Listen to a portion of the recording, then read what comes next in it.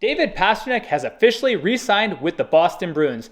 After an offseason where we weren't sure what he was going to do, we heard numerous rumors about if he was going to be back with the Bruins or if he was going to test free agency.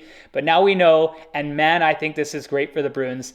They ended up giving him a deal of 8 years for $90 million, which works out to being $11.25 million a year, and honestly, he's worth every penny. This guy is a phenomenal player, and he showed us that this year. The guy's on pace for 60 goals. He's almost there with Connor McDavid in scoring. It's kind of ridiculous, and really they needed to keep this guy at all costs. Yeah, this is a great signing. I think we can all confirm that the Boston era where they signed cheap contract is over. This is the most expensive contract I've ever seen Boston Bruins have ever signed in a long, long, long time. Actually, I don't recall this a time. Is a 10 plus million one. I don't think it's happened. 10 plus million, it never happened.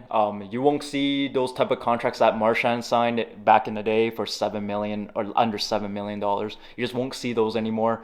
The inflation and with the market, with how much players are getting paid now, it's just you gotta get face the reality that players this good are gonna get paid. Yeah, they were really lucky for a lot of years. Boston was getting their players, their top tier players, to take such significant discounts that allowed them to build a really stacked team.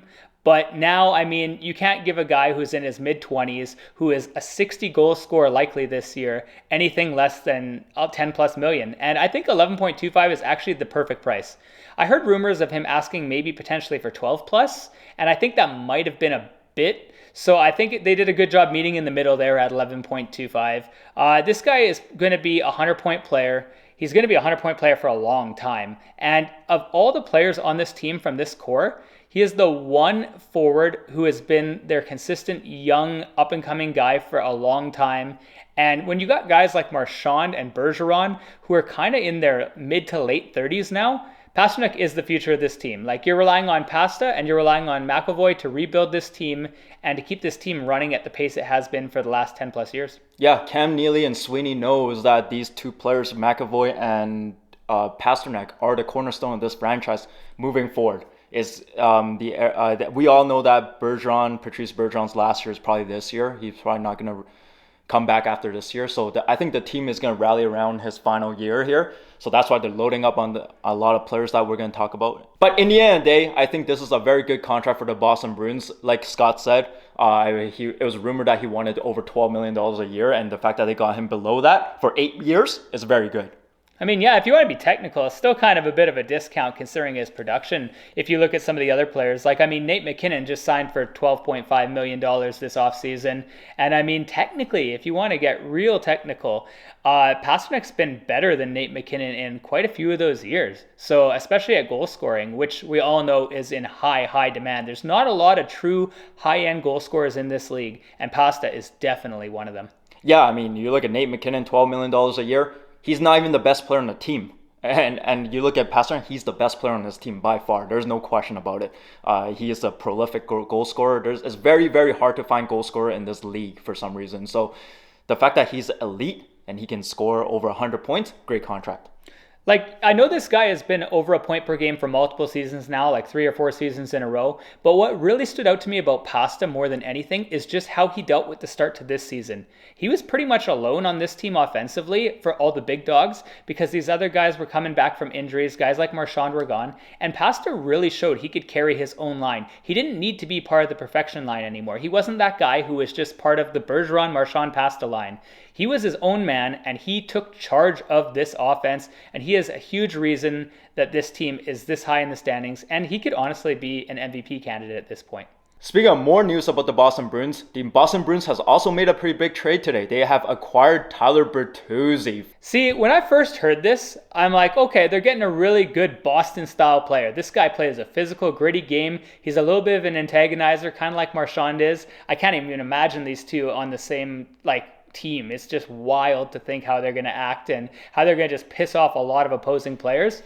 But for me, the one issue wasn't necessarily the price, but I worry if it's going to disrupt this team's chemistry. This team is on a record-setting pace right now. They're absolutely dominant. I didn't think they needed to go out and make too many moves, and it's kind of odd to me that they went out and added Hathaway, Orlov, and now Bertuzzi all in a span of a week. It just seems like it might be a little too much.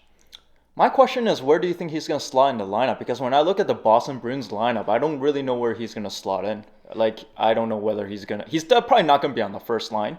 He's not going to, I don't know if he's going to be on the second line taking out Pavel Zacha, who's been playing really well. Third line, could see him there because he's a left winger. So I personally think he will take Zacha down. So? I think Zacha has shown us in his career what he is, and he's not been bad this year. Like, he's having a career year, but he hasn't been the type of impact player on the wing like Bertuzzi has been. This guy's really physical. We know he can score. I mean, if we look at how he started last season, this guy was scoring at like a record pace. It was unreal. And I mean, when you have a multi 25 plus goal scorer player, second line is probably the spot I think this guy's going to end up. Can this guy play right wing as well? Do you know? Yeah, he can play on either side of the wing. I mean, I think he'd rather play on the left wing, but he can play either side of the wing. It doesn't matter. And I'm sure he's going to be flexible with this team because this team's absolutely stacked. Yeah, because of the right wing, I don't think he's knocking down either of those guys. Jake DeBrusk, who's playing really, really well this year, and obviously Pastrnak, one's knocking him down. Obviously not. Yeah, so right now they don't have Taylor Hall in the lineup. Taylor Hall, I believe when he's healthy, he's going to slot back into the lineup, probably in the third line left wing. So I could see him, Tyler Bertuzzi, maybe going the right side, taking over, knocking down Frederick to the fourth line. That would be interesting because it sounds like Taylor Hall is going to be on the LTIR for the rest of this season so they can have cap room to make their team work until the playoffs. So I don't think they're going to have to worry about that for the next 20 games or so. But come playoff time, I'm wondering what the chemistry is going to be like on this team and what kind of lines they're going to roll out. Yeah, this is probably the deepest team I've ever seen Boston have in a long time, since maybe 2010. But yeah, crazy. The only thing I could think right off the top for Lions is I don't think I'd put Bertuzzi on the same line as Marchand because I think that's too much of a similar style player there. And I think that very good chance they take a lot of penalties with those two on the ice at the same time. No, they won't. The fact that I know for a fact Marchand will play alongside Bergeron, obviously, and probably with Jake DeBrusk has been have a really good chemistry on that line so far. And I could see them putting back the perfection line as well. They might, right? And then they could put old man Krejci with Bertuzzi together on the second line, and then maybe DeBrusk on the other wing. Hey? Exactly. Yeah, that would actually kind of make sense. You got a mix of old and young on that line, kind of even it out a little bit. That's the best line in hockey. We've seen it for many years, right? That perfection line. So I could see them going back to it for sure. But in the end of the day, I think it's a great trade for Boston. I know it can possibly disrupt some chemistry, but this team has been adding some good pieces. I mean, Dmitry Orlov. We didn't really talk about this ad. What do you think about him, actually? Orlov, as a Caps fan, I mean, I was okay to lose him because, I mean, he's kind of getting up there in age. He's in like his mid-30s now. It's not quite the same player he once was, but he's still very solid. Like, he's a great skater, really solid skater. Blocks some shots, very physical player too. Has a good shot from the point. I mean, he adds honestly a lot to the team. And honestly, just when I look at this team as a whole, it's stacked. Like, if you look at the Boston Bruins on paper, you're like, wow, top to bottom, you're like, I don't see a weakness here. This fourth line is a hard-checking energy line. Third line can score goals, and they're pretty feisty themselves. And then obviously you got the top six, which is absolutely stacked, even without Taylor Hall in the lineup. Plus, you got Olmark in net, and then just that really solid first four defense. This team really doesn't seem like it has any weaknesses. That being said, we've seen teams like this in the playoffs that look good on paper not succeed. So it's going to be a wait-and-see approach, I think, for me, if they actually are able to step up when it comes playoff time. I love the add of Garnet Hathaway on that fourth line. He's a perfect fourth line player on any team. A lot of energy. We miss him a lot on the Caps. He's one of the players I love to watch on the Caps. Really, really good player. Yeah, we'll miss him more than It's exactly Orlov. when we talked about Toronto with the perfect Noah Chari being the perfect fourth liner. Hathaway is another perfect fourth liner. So this Boston team is very stacked from top to bottom. So it's going to be exciting to see these powerhouse going at it in the playoffs. The Leafs, the Rangers, Devils. Yeah, Boston. For me, when it comes to Boston, I'm excited for round two. I'm just going to assume, I don't want to count my chickens before they hatch, but I'm assuming they're going to win easily their first round playoff matchup. So I'm excited to see how they do against either Tampa or Toronto, whoever comes out of that matchup in round two. Yeah, but very exciting times for Boston Bruins fans. Yeah, I wonder if they'll add anything else, but I guess we'll have to find out tomorrow. But until that time, take care, guys, and enjoy your day. Goodbye. Take care. Bye.